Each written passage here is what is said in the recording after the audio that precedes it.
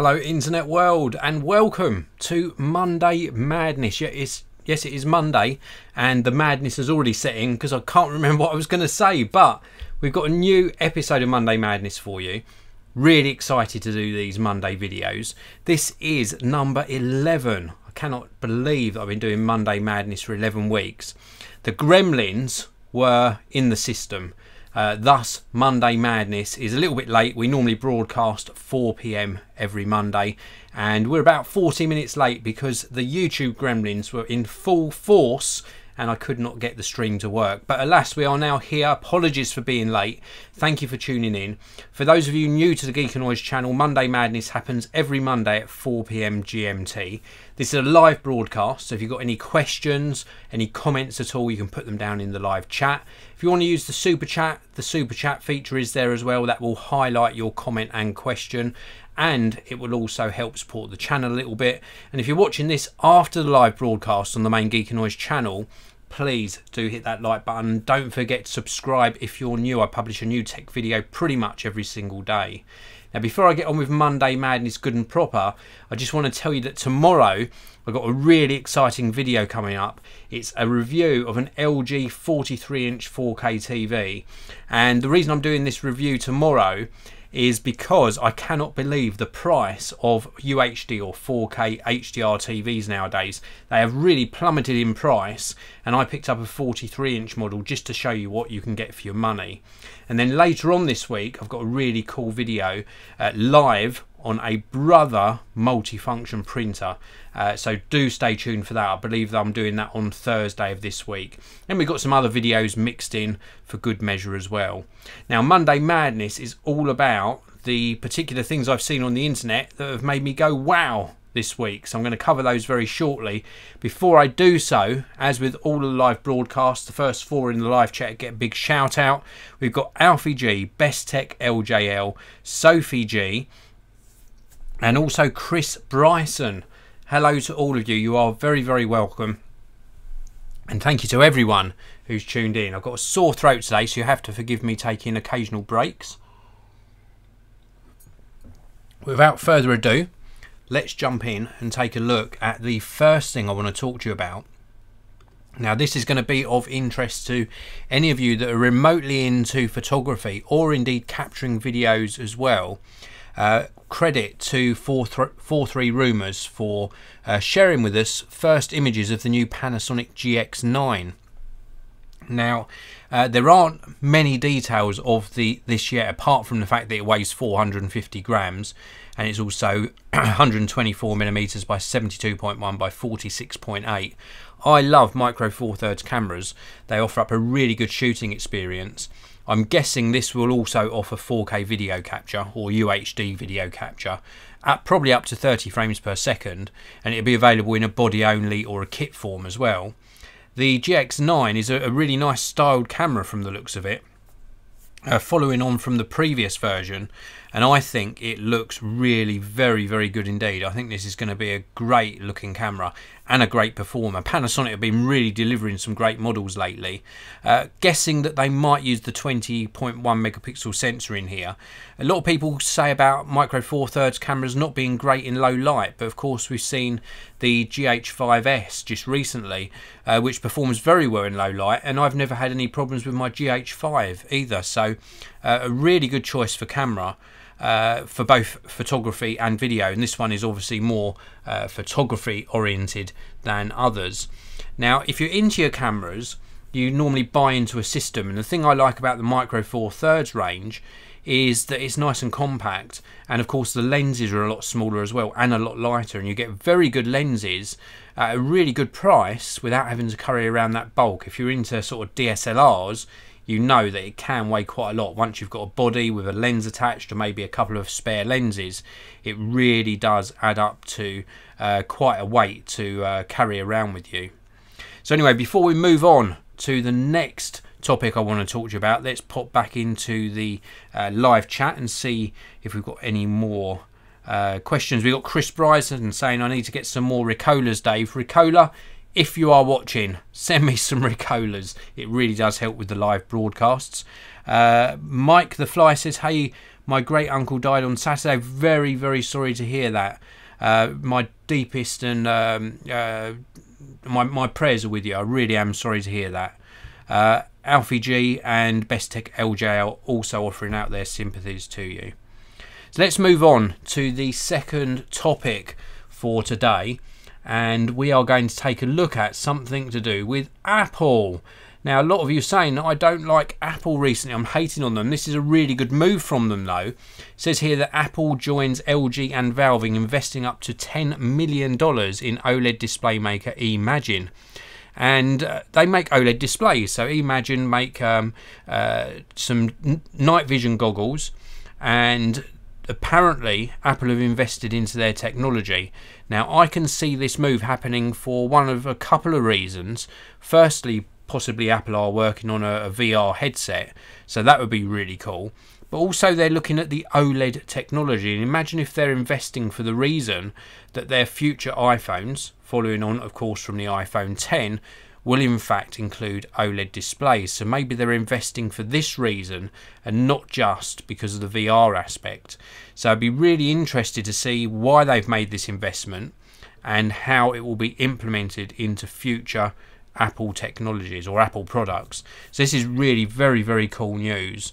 A really good investment. Apple do this quite a lot. You see them invest in companies and then they introduce the technologies into future products. Sometimes they're buying in just for the R&D or the team behind the product. This time around, I think they're really investing in it because of the OLED technology here that they can include in their future smartphones, no doubt. So really good move there. This particular article is on TechCrunch, and as with all of the things I'm talking about in Monday Madness, I've linked to these, and full credit to the appropriate websites are listed in the video description area. So before we move on to the third topic for Monday Madness, let's have a look and see what else we've got in the live chat. We've also got Raymond Moore tuning in. We've also got Best Tech LJL saying, Dave, are you going to be getting the HomePod? I covered this on Twitter. If you follow me on Twitter, you will have also learned that I recently suffered a flood, and a lot of stuff, pretty much everything was written off, including my iPad. So alas, I've got no iOS devices to actually set up a HomePod. I would love to bring you a review, but until I get back on my feet and recover from the flood, there won't be any coverage of the HomePod. It's proving very difficult to get things back to normal. I'm still doing the live broadcasts, of course, from the editing room here, but I want to really be able to start doing some more pre-recorded videos, and the HomePod will probably be one of those. And of course, I do need an iOS device to set it up. So alas, there won't be any HomePod video anytime soon. Probably expect to see one maybe in about 4 to 6 weeks' time. We've also got Alfie G. Do you have anything on your channel to do with audio interfaces?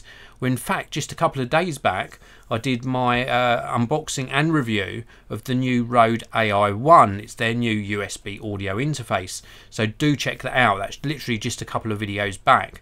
And I have reviewed many audio interfaces and, of course, microphones on the channel over the many years I've been on YouTube. We're over 11 years producing videos on YouTube now on the Geekanoids channel. So please do check back through the archives. If you just search audio interface and Geekanoids, it will come up with all of the ones I've actually covered. But the one from Rode Microphones is really good indeed. It very good build quality, low noise floor, great quality preamps inside, really easy to set up, just super easy, and well worth checking out. And it comes in at a really good price point, so do check out the Rode AI1 video that I did a couple of days ago. Best Tech LJL, Dave, this is a bit off topic, but which phone provider is good? I'm with Virgin at the moment. So if you're with Virgin Media at the moment, you normally get offered really good deals as a Virgin customer to actually be on the Virgin network for your mobile phone. I can't vouch for how good they are because I've never been on that network. I think they piggyback on the O2 network in the UK. But for me, I've been a long time user of 3 in the UK, and they've been superb for me. Some people complain that their customer service isn't great. I've never had an issue with that. Some people complain that their coverage and speed isn't great. Again, I personally have never had an issue, and they do offer very good value for money. So I would recommend 3 purely because of my experience, so do check them out. Let's have a look anyway at the third topic, and then I'll come back to taking some more questions. The third topic today is also to do with Apple, and yes, it is to do with the HomePod, but a little bit of controversy here with what this particular article is saying, courtesy of Mac Rumors. Mac Rumors is saying HomePod reviews from the tech press came thick and fast last week, which they did, and why the smart speaker sound quality was consistently praised. Most reviews were based on subjective assessments. So we've also got Reddit user Winter Charm, who posted an exhaustive audio performance testing results for the HomePod to the Reddit audiophile community, and he tested them against the KEF X300A, and he's saying that they really are audiophile quality, and in fact he's saying that they outperformed the KEF X300As. Now this is where I can't disagree at the moment, but I find it hard to believe, and I can't give you too much comment on this until I've of course tested the HomePod. But I would very much doubt that the HomePod would actually outperform the KEF speakers. Now I have used KEF speakers for a long time. I've used KEF reference speakers, both the bookshelf monitors, floor standing range, up to about their sort of £4,000 or £5,000 speakers, and I've also owned the KEF LS50s, and they performed superbly. And the KEF LS50 is very near, it's not identical, but very near to the X300As that's being talked about here. And I can't see, no matter how much sort of magic Apple has put into the HomePod, I can't see a single HomePod outperforming a pair of KEF bookshelf speakers. Now I might be wrong, and I can't say wholeheartedly that this isn't the case, because as I say, I don't pass judgment on products until I've actually tested and reviewed them myself. But I just find it hard to believe, and it really does spur me on obviously to get a HomePod in as soon as I can, and I'll conduct my own tests and compare the HomePod to a pair of KEF LS50s and see how well it performs. I've got a good ear for these things. I've got a good long experience in building both home cinema setups and also audiophile setups as well.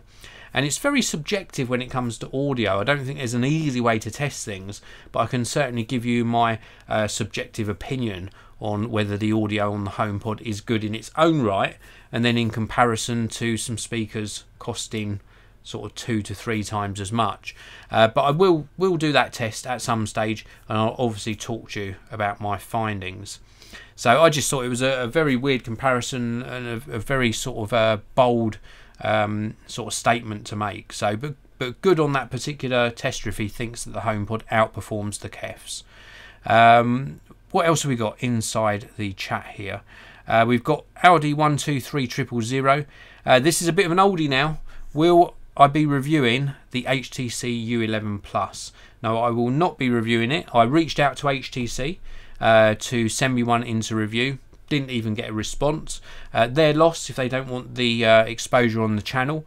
I also did originally pre-order one, and they delayed the shipping time and time again, and by the time it would have reached me, it was no longer a currently covered model on YouTube.